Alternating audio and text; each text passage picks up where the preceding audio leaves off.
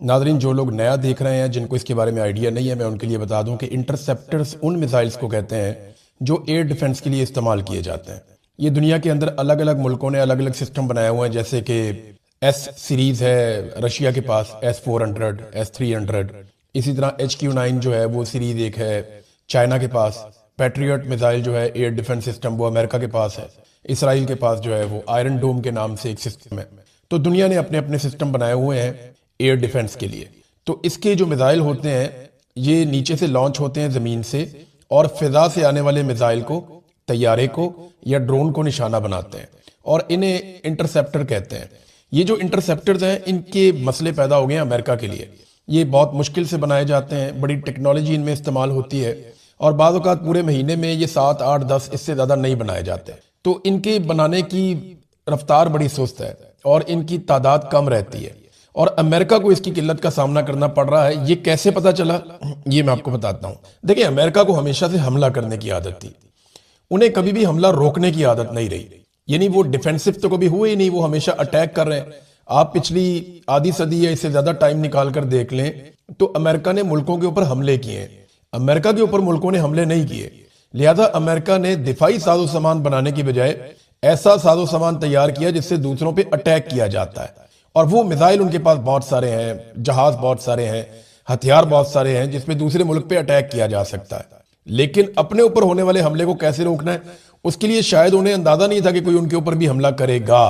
अब ये एक नए तरह की सूरत हाल है जिसको सामना करना पड़ रहा है। हालात यहां तक चले गए हैं कि यूक्रेन के सदर ने स्टेटमेंट दिया, ज़ेलेंस्की, जिसको याद है कुछ अर्सा पहले जब डोनाल्ड ट्रंप नए नए आए थे तो ज़ेलेंस्की को अपने सामने बिठा के जलील किया था कि ये कपड़े तुम कैसे पहन कर आ गए हो, और जनाब मैं तुमसे बात नहीं करता, और बड़ा डांट दिया था ज़ेलेंस्की को, काफी जलील कर दिया था कि अमेरिका तुम्हें मुफ्त में हथियार दे रहा है और ये कर रहा है वो कर रहा है। तो काफी उसकी बेइज्जती की थी। बाद में यूरोपीय यूनियन ने उसका बुरा भी बनाया था। तो उसी ज़ेलेंस्की से अब अमेरिका ने मदद मांगी है। ज़ेलेंस्की ने कहा कि हमसे अमेरिका ने मदद मांगी है और इंटरसेप्टर्स मांगे हैं, यानी दिफाई साजो सामान मांगा है। हम इस सिलसिले में देखेंगे कि ये हमारे लिए ज्यादा महंगा ना हो तो हम जरूर मदद करेंगे। यानी वो कह रहे हैं देखेंगे जनाब, फिर करेंगे मदद। तो क्योंकि यूक्रेन के पास बहुत सारे हथियार जमा है, स्पेशली एयर डिफेंस के हवाले से, तो अब उनसे मदद मांग रहे हैं। इसका मतलब है किल्लत बहुत ज्यादा हो गई है मिडिल ईस्ट के अंदर। इसराइल के लिए अब जो इंटरसेप्टर मिसाइल्स हैं वो कम होते जा रहे हैं। व्हाइट हाउस की तर्जुमान ने एक स्टेटमेंट दिया, उस तर्जुमान की स्टेटमेंट को देख के भी इसी बात का आइडिया होता है। तर्जुमान ने यह कहा कि साबिक हुकूमत बड़ी बेवकूफ और नालायक थी और वो यहाँ पे मुसल्लत रहे। 4 साल तक अमेरिकन हथियार मुफ्त में यूक्रेन को देते रहे, और ट्रंप ने इस पे माजी में बात भी की है।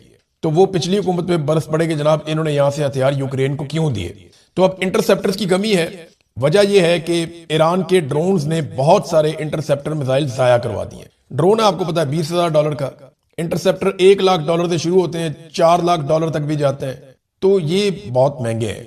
अब मिलियंस खर्च किए जा रहे हैं सिर्फ ड्रोन्स को रोकने के लिए। तो ये बड़ी ज्यादती है, बहुत बुरा हो रहा है अमेरिका के साथ और अमेरिका के इत्तेहादियों के साथ। बहरहाल इसी गुस्से में अमेरिका ने अब शदीद हमले शुरू कर दिए। देखें, दूसरी हिकमत अमली आपके पास क्या होती है, जब आप किसी का हमला रोक नहीं पा रहे होते तो फिर आप बहुत शदीद हमले शुरू कर देते हैं। अब अमेरिका ने जो हमले इस वक्त शुरू किए हैं, 2000 पाउंड वजनी बम वो तेहरान के ऊपर मार रहा है। तेहरान से जो मनाजिर नजर आ रहे हैं वो इंतहाई हौलनाक है। देखिए, तेहरान में लगभग 1 करोड़ लोग रहते हैं, 90 लाख से 1 करोड़ के बीच में तेहरान की आबादी है। गुंजान आबाद इलाका है और बहुत बड़ी आबादी है वहां पे इस किस्म के 2000 पाउंड वजनी बमों को मारने का मतलब यह है कि आम शहरियों को मौत के मुंह में धकेलना। अब तक की इतला के मुताबिक 1045 अफराद ईरान के अंदर शहीद हुए हैं, जो आलमी मीडिया पे रिपोर्ट हो रहा है। ये बहुत बड़ी तादाद में शहादतें हैं इतने कम वक्त के अंदर। तो ईरान में बहुत तबाही फैली है, बहुत तेजी से बम्बारमेंट की जा रही है ईरान के मुख्तलिफ इलाकों में अमेरिका की जानिब से। अमेरिका और इसराइल चारों तरफ से ईरान को घेर के उसके साथ लड़ रहे हैं और इस वक्त बड़ी खौफनाक तबाही फैला रहे हैं जिसमें सिविलियंस का नुकसान हो रहा है। अक़वाम मुत्तहिदा कुछ नहीं कर रहा, दुनिया के ममालिक कुछ नहीं कर रहे, यूरोपीय यूनियन कुछ नहीं कर रहा, और अमेरिका और इसराइल लगातार खौफनाक हमले कर रहे हैं ईरान के अंदर। दूसरी तरफ ईरान ने अपने नए तरह के ड्रोन जो है वो इस्तेमाल करने शुरू कर दिए, क्योंकि अमेरिका सटपटा गया, वो बहुत परेशान है। जो शाहिद ड्रोन है ईरान का, जिसकी आप बहुत सारी तस्वीरें और वीडियोस देख रहे हैं, वो लॉन्च हो जाता है, छोटा सा ड्रोन है, वो जाता है, किया जा रहा है। पाकिस्तान के निज़ाम के ऊपर बहुत दबाव है। आलमी मीडिया बार बार ये खबर चला रहा है कि इमरान खान साहब की आंख को नुकसान हुआ है, इमरान खान साहब को कैद तन्हाई में डाला हुआ है, और अब वो एक लीडर के ऊपर मुकदमे के तौर पे नहीं, इंसानी हुकूक के मामले के तौर पे इस खबर को देख रहे हैं। पाकिस्तान के ऊपर बड़ा शदीद दबाव है डिफरेंट जगहों से, यानी आपका जीएसपी प्लस स्टेटस है वो मुतासिर हो जाता है, आपके और बहुत सारी चीजें वो मुतासिर हो जाती हैं, तो बैनुल अक़वामी दबाव लगातार बढ़ता चला जा रहा है। इमरान खान आम आदमी नहीं है, ये बहुत ताकतवर आदमी है और पूरी दुनिया में इनके शानदार ताल्लुकात हैं और इनकी पूरी दुनिया में पहचान है, तो उसी हिसाब से ये आवाज भी उठ रही है। अब हुकूमत में ये दबाव है कि इमरान खान साहब को उनकी फैमिली के साथ मिलाया जाए और अगले 24 से 48 घंटों में या 25 तारीख तक या उससे पहले इमरान खान साहब की आंख में एक इंजेक्शन भी लगाना है अस्पताल में लाकर। अब अगर इमरान खान साहब इनकार कर देते हैं कि जब तक मेरी फैमिली मौजूद नहीं होगी तब तक मैं ये इंजेक्शन नहीं लगवाऊंगा, तो हर हाल में इमरान खान साहब की फैमिली को लाना पड़ेगा ये इंजेक्शन लगाने के लिए, और वहां इमरान खान साहब अपनी फैमिली के साथ सियासी बातचीत भी करेंगे, ये सब जानते हैं। तो इससे पहले कि इमरान खान साहब का कोई पैगाम बाहर आए, देखिए इस वक्त पैगाम बाहर कौन ला सकता है? सोहेल आफरीदी को मिलने नहीं दे रहे, पार्टी के वो लोग जिनके ऊपर लोग ट्रस्ट करते हैं उन्हें मिलने नहीं दे रहे, और इमरान खान साहब की बहनों को भी नहीं मिलने दे रहे। तो इमरान खान साहब की बहनें जो पैगाम बाहर लेकर आएंगी वो पैगाम होगा लोगों के लिए एतबार के काबिल। अब इससे पहले कि वो पैगाम कोई बाहर लेकर आए, चाहे वो पैगाम अभी इंजेक्शन लगने के मौके पे आ जाए या इसके बाद किसी और मौके पर आ जाए, आगे ईद का टाइम आ रहा है, रमजान का महीना है, हर हाल में इमरान खान साहब की मुलाकात तो करवानी पड़ेगी। ये तो मुमकिन नहीं है कि आप ईद वाले दिन भी इमरान खान साहब की उनकी फैमिली से मुलाकात ना करवाएं, उनके बच्चों के साथ बातचीत ना करवाएं, तो आलमी दबाव बढ़ रहा है। ऐसे में इमरान खान साहब की बहनों को डिस्क्रेडिट करने का सिलसिला शुरू हो चुका है, यानी उनको मुतनाज़ बनाया जा रहा है कि अगर इनके जरिए से कोई बयान बाहर आए भी तो इमरान खान की बहनों को इतना ज्यादा मुतनाज़ कर दिया जाए कि उस बयान की अहमियत कम कर दी जाए या उसके हवाले से शकूक व शुबहात पैदा कर दिए जाए। देखे ना, कोई कॉलम लिखता है और वो ये कहता है कि ये तो विरासत की लड़ाई है। हालांकि इमरान खान साहब हुकूमत में भी रहे हैं, उन्होंने अपनी फैमिली में कभी किसी को कोई ओहदा नहीं दिया। हफीजुल्लाह न्याजी साहब से इमरान खान साहब की लड़ाई ये है, एक और न्याजी साहब थे वो इमरान खान साहब को, इनामुल्लाह खान न्याजी, वो क्यों छोड़ गए, उनके साथ भी लड़ाई ये थी। तो इमरान खान साहब अपनी फैमिली के अंदर ऐसे ओब्लाइज नहीं करते नॉर्मली, और इसकी वजह से उनकी मुखालफत भी फैमिली में पैदा हो जाती है। तो विरासत का मामला तो भूल ही जाए, लेकिन अब कुछ कॉलम निगारों से लिखाया जा रहा है कि जनाब ये तो विरासत की ख्वाहिश है। कोई जो है वो उठ के टाउट ये कह देता है कि जनाब अलीमा खानम जो है वो चेयरपर्सन बनना चाहती हैं पार्टी की, और उन्होंने इस ख्वाहिश का इजहार भी किया। कोई कहता है जी कि ये बाहर नहीं लाना चाहते इमरान खान साहब को उनकी फैमिली, और ये चाहते हैं कि इमरान खान साहब जेल के अंदर ही रहें, जैसा कि ख्वाजा आसिफ और दीगर टाउट्स। अच्छा, कोई कीड़े निकालता है, कोई ताने देता है, तो ये सारे कुछ ना कुछ ऐसा कर रहे हैं। गड्डापुर हो गया, शेर अफजल मरवत हो गया, मिशाल यूसुफजई हो गई, अब ये तो उनकी अपनी पार्टी के अंदर से उनके ऊपर हमलावर है, बाहर से भी बहुत सारे लोग हमलावर हैं इमरान खान साहब की बहनों के ऊपर। तो ये सब कुछ इसलिए किया जा रहा है कि इमरान खान साहब के हवाले से ये लोग जो भी कोशिश करें वो कोशिश मुतनाज़े हो जाए, और अगर कभी इनको मौका मिले इमरान खान साहब को कोई पैगाम बाहर लाने का, तो उससे पहले इनकी शख्सियत को इतना मुतनाज़े कर दिया जाए कि उस पैगाम के ऊपर लोगों का भरोसा ना हो। तो ये है जनाब सारा खेल जो अलीमा खानम के साथ और बाकी बहनों के साथ खेला जा रहा है। लेकिन सोशल मीडिया इसको काउंटर कर रहा है, और जो लोग ये खेल खेल रहे हैं वो अभी तक कामयाब तो नहीं हुए, लेकिन एक कंट्रोवर्सी उन्होंने क्रिएट कर दी और पाकिस्तान का मीडिया लगातार इसको हवा दे रहा है। यानी रोजाना की बुनियाद पे अली अमीन गंडापुर को, शेर अफजल मरवत को और बाकी लोगों को जो इस बयानिए को उठाते हैं उन्हें टॉक शोज के अंदर बिठाकर ये बयानिया इसकी प्रोजेक्शन की जा रही है। नादरीन, दूसरी जो बड़ी खबर है जो मैं आपको देना चाह रहा था वो ये है कि पाकिस्तान की वजारत इत्तलात ने यह बताया कि पाकिस्तान ने अफगानिस्तान में 7 एयर स्ट्राइक्स की हैं, यानी 7 मकामात को निशाना बनाया। ये 3 इलाके हैं जहां पे 7 मकामात को निशाना बनाया गया है, और पाकिस्तानी हुकूमत के मुताबिक इनमें दहशतगर्दों के ठिकानों को निशाना बनाया गया और दहशतगर्दों को मारा गया है। अब सवाल एक और पैदा होता है, वो मैं बाद में करता हूं, लेकिन अफगान हुकूमत का इसके ऊपर मौक़िफ़ है। पाकिस्तानी हुकूमत का मौक़िफ़ यह है कि यह रद्द अमल है जो दहशतगर्दी पाकिस्तान के अंदर हो रही है। बल्कि अभी जो हालिया दहशतगर्दी हुई उसमें एक लेफ्टिनेंट कर्नल समेत 3 लोग शहीद हो गए, और जवाबी कार्रवाई में कुछ दहशतगर्द भी मारे गए। लेफ्टिनेंट कर्नल है शहजादा गुल फराज, ये एक दहशतगर्दी के वाक़े में शहीद हुए। सिपाही उनके साथ करामत शाह, वो भी जामे शहादत नोश कर गए। तो ये बड़ा अफसोसनाक एक वाक़या हुआ। उसके बाद एक रद्द अमल आता है, और इससे पहले भी ऐसे ही ऑफिसर्स की और जवानों की शहादतें हो रही थी। तो पाकिस्तानी गवर्नमेंट ये कहती है हमने रद्द-ए-अमल दिया है और वहां पे दहशतगर्दों के ठिकानों को निशाना बनाया है और उन्हें मारा है। जबकि अफगानिस्तान की हुकूमत का मौक़िफ़ आया कि पाकिस्तान की जो स्ट्राइक्स हैं उनमें बड़े पैमाने पर सिविलियंस की जानें गई हैं, जिनमें औरतें और बच्चे भी शामिल हैं। ज़बीउल्लाह मुजाहिद जो तर्जुमान है अफगान हुकूमत के, वो ये कहते हैं कि नंगरहार और पक्तिया में बमबारी हुई है, दर्जनों अफराद शहीद और जख्मी हुए हैं, वो ये कहते हैं। और उन्होंने इल्जाम लगाया कि पाकिस्तानी जर्नैल अपने मुल्क की सिक्योरिटी कमजोरियों का अजाला इस तरह के जराइम के जरिए कर रहे हैं कि हमला किया जा रहा है सिविलियंस के ऊपर। अच्छा, एक सवाल और पैदा होता है जो मैं करना चाहता हूं। देखिए, ये तो दोनों वजारत इत्तलात हैं। अब पाकिस्तानी वजारत इत्तलात ये कह रही है कि हमने वहां पे दहशतगर्दों को मारा है, अफगान वजारत इत्तलात ये कह रही है कि नहीं, सिविलियंस उसके अंदर निशाना बने हैं। बड़ा सवाल यह है कि पाकिस्तान के अंदर जो नुकसान होता है वो सिविलियंस का और सिक्योरिटी फोर्सेस का होता है, और पाकिस्तान की जो सिक्योरिटी फोर्सेस हैं वो हर वाकये के बाद और पाकिस्तान की हुकूमत बराह रास्त इल्जाम भारत के ऊपर लगाते हैं। तो पाकिस्तान भारत के ऊपर इस किस्म का कोई हमला करके उनको जवाबी कार्रवाई क्यों नहीं करता? देखिए ना, भारत अगर ये हमले करवा रहा है, वो इसके पीछे मास्टरमाइंड है, तो भारत को भी जवाब देना चाहिए। लेकिन पाकिस्तान जो है वो अफगानिस्तान को जवाब देता है, उनके पास एयरफोर्स नहीं है, लेकिन भारत को पाकिस्तान जवाब नहीं दे रहा। पाकिस्तान को भारत को भी फिर जवाब देना चाहिए अगर भारत ये अटैक पाकिस्तान के ऊपर कर रहा है। उसूलन तो यही होना चाहिए। भारत की एयरफोर्स के तैयारे भी हमने गिराए थे कुछ अर्सा पहले, मैं ये भी आपको बता दूं। अब भारत में कुछ भी हो जाए ना, तो वो बगैर सबूत के पाकिस्तान के ऊपर चढ़ दौड़ता है और पाकिस्तान के अंदर आके स्ट्राइक कर जाता है। जब कुछ भी हो जाता है भारत के अंदर, वो सबूत कोई नहीं दिखाते। पाकिस्तान कहता रहता है सबूत दिखाएं, कोई चीज है तो सामने लेकर आए, लेकिन भारत हमला कर देता है हमेशा पाकिस्तान के ऊपर। और पाकिस्तान जो है वो रिस्ट्रेंट का मुजाहरा करता है और कभी भी भारत को जवाबी कार्रवाई नहीं करता जब पाकिस्तान के अंदर भारत दहशतगर्दी करवाता है, बकौल पाकिस्तानी गवर्नमेंट के लगातार ये सारे वाकयात भारत करवा रहा है।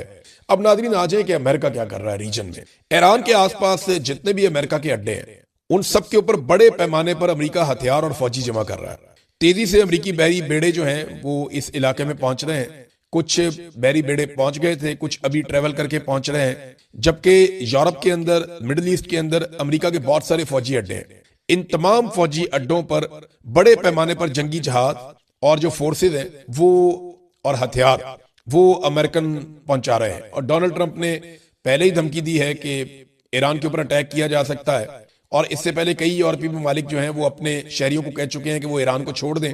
तो ऐसा लगता है कि अगर ईरान और अमेरिका के बीच में कोई डील नहीं होती और कोई नतीजा नहीं निकलता, तो ईरान के ऊपर अमेरिका दबाव बढ़ाने के लिए एक बड़ी स्ट्राइक कर सकता है। और अगर अमेरिका को किसी मौके पे ये महसूस हुआ कि ईरान में रजीम चेंज हो सकता है, तो वो हर सूरत रजीम चेंज करवाएगा।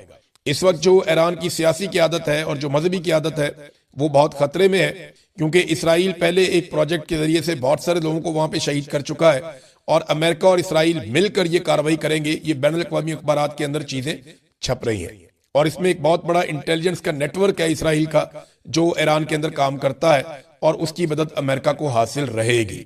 अब ये साफ दिखाई दे रहा है कि अगर ईरान अमेरिका की बात नहीं मानता और किसी ऐसे नतीजे पर नहीं पहुंचता जिससे डोनाल्ड ट्रंप मुतमईन हो जाए, तो एक हमला तो अमेरिका ईरान के ऊपर करने वाला है। दूसरी जानिब अचानक से ईरान के अंदर फिर से मुजाहरे शुरू हो गए, और ये हुकूमत मुखालिफ मुजाहरे हैं। अगर ये दोनों चीजें एक साथ होती हैं तो अमेरिका कोशिश करेगा कि अफगानिस्तान के अंदर रजीम तब्दील किया जाए। ये कोशिश अमेरिका पहली मर्तबा नहीं करेगा, इससे पहले भी ये कोशिश की जा चुकी है लेकिन कामयाबी नहीं हुई। अब देखते हैं कि इस मर्तबा क्या होता है, जबकि ईरान ने कहा कि हम कोशिश करेंगे कि जंग ना हो, लेकिन अगर लड़ाई हो जाती है तो फिर हम हर हद तक जाएंगे, और जितने भी यहाँ पे आसपास अड्डे हैं जहां पे अमेरिका के असासे हैं, हम उनके ऊपर हमला करेंगे। तो पाकिस्तान के साथ भी अमेरिका के बेहतरीन ताल्लुकात की एक वजह यह है कि पाकिस्तान का बॉर्डर बिल्कुल ईरान के साथ लगता है और अफगानिस्तान के भी साथ लगता है। तो ये एक इंपॉर्टेंस पाकिस्तान की बन जाती है, खासतौर पे बलूचिस्तान की, और अमेरिका समझता है कि यहाँ पे स्ट्रेटेजिकली पाकिस्तान कितना इंपॉर्टेंट है। अब नाजरीन, आप इस बात पे आ जाएंगे, वादी तीरा के अंदर एक इंसिडेंट हुआ। कुछ जगहों पे रिपोर्ट हुआ कि ये मर्डर गोला मारा गया, जिसके नतीजे में एक मुसाफिर गाड़ी में 2 बच्चों समेत 5 लोग शहीद हो गए, और कुछ इत्तलात के मुताबिक एक ड्रोन हमला था जिसके नतीजे में मुसाफिर गाड़ी के अंदर 2 बच्चों समेत 5 अफराद शहीद हो गए। अब जो मकामी सोर्सेज हैं वो ये भी बता रहे हैं कि इसके बाद लोग एहतजाज करने के लिए गए और सिक्योरिटी फोर्सेज ने उन लोगों के ऊपर फायरिंग कर दी, जिसके नतीजे में वहां पे 4 लोग शायद मजीद जाँ बहक हो गए। भी कंफर्मेशन नहीं आ रही, लेकिन इस किस्म की खबरें आ रही हैं। अब देखें ना, वादी तीरा है, वजीरिस्तान है, इन इलाकों से खबर आना बहुत मुश्किल है।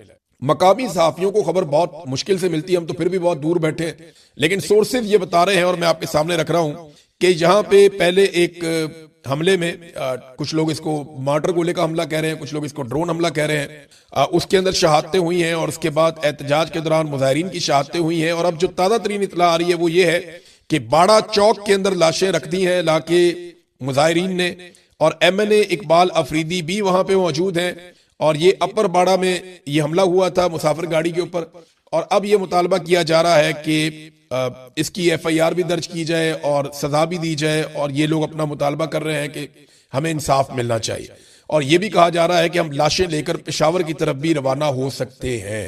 ये नाजरीन तीरा की सूरत हाल है। और आपको याद होगा इससे कुछ अर्सा पहले जब वादिया तीरा के मुतासरीन के लिए वजीर आला खैबर पख्तूनख्वा ने 4 अरब रुपए का पैकेज दिया, तो पूरे पाकिस्तान के मीडिया ने रोला डाल दिया था कि 4 अरब रुपया आपने इन गरीब लोगों को, कमजोर लोगों को, बेघर लोगों को, जंगजदा लोगों को, मासूम और निहत्ते लोगों को आपने 4 अरब रुपए का पैकेज क्यों दे दिया। ये सवाल उठाया जा रहा था ना बहुत ज्यादा मीडिया में। अब 11 अरब रुपए का एक अय्याशी करने वाला वैलेंटाइन तैयारा लिया हुआ है मरियम नवाज ने, मीडिया उसके खिलाफ उस तरह आवाज नहीं उठा रहा। तो ये शिकवा वजीर आला ने भी किया खैबर पख्तूनख्वा के, और ये तकलीफदेह बात है एक छोटे सूबे के कमजोर लोगों के लिए कि उन्हें अगर कुछ थोड़ा बहुत उनका हक मिलता है तो उसके ऊपर शोर मचा दिया जाता है, और दूसरी तरफ अय्याशी के लिए एक वैलेंटाइन तैयारा लिया जाता है, और इसराइली तैयारा है, शानदार तैयारा है, और उसके ऊपर किसी किस्म की कवरेज उस तरह से नहीं होती, वैसे तनकीद नहीं होती। वजीरिस्तान से नाज़रीन एक वीडियो आई है, और ये बिलाल खान अफरीदी साहब हैं, इन्होंने ट्वीट की है और ये बता रहे जी वजीरिस्तान में कर्फ्यू लगा हुआ है, और ये वजीरिस्तान का एक इलाका है, वो ये बता रहे हैं आप साफ देख सकते हैं कि बड़े बड़े ट्रॉलर्स वहां से मादनी वसाइल से लदे हुए हैं और मादनियात लेकर बाहर जा रहे हैं, जबकि दूसरी तरफ पूरे इलाके में कर्फ्यू नाफिज है। यानी आम लोगों की जिंदगी मफलूज है, मगर जो वसाइल हैं या मादनियात है उनकी तरसील बिला रुकावट जारी है। ये मैंने आपको पहले ही बताया था कि ना तो तेल रुकता है, उसकी स्मगलिंग रुकती है ईरान से, ना मादनियात की आमदरफ्त रुकती है, अगर रुकता है तो आम आदमी रुक जाता है। कर्फ्यू है आम आदमी के लिए है, मादनियात के लिए कोई कर्फ्यू नहीं है। मादनियात हर वक्त निकलती रहती हैं, और मादनियात के जो ट्रॉले जाते हैं उन्हें अमान हासिल है सिक्योरिटी फोर्सेस की जानिब से भी और दहशतगर्दों की जानिब से भी, क्योंकि उसमें माल है और वो सबको माल खिलाते हैं ऐसा लगता है। बहरहाल मादनियात वहां से जा रही हैं, और ये सबूत भी उन्होंने दिखाया कि कर्फ्यू के दौरान भी मादनियात की तरसील जारी है। नाजरीन एक ख्वाहिश है बहुत पुरानी, और ये ख्वाहिश है ग्रेटर इसराइल की। ये ख्वाहिश वक्तन फवक्तन सामने आती रहती है। इसराइल के जो हुक्मरान है वो ये कहते रहते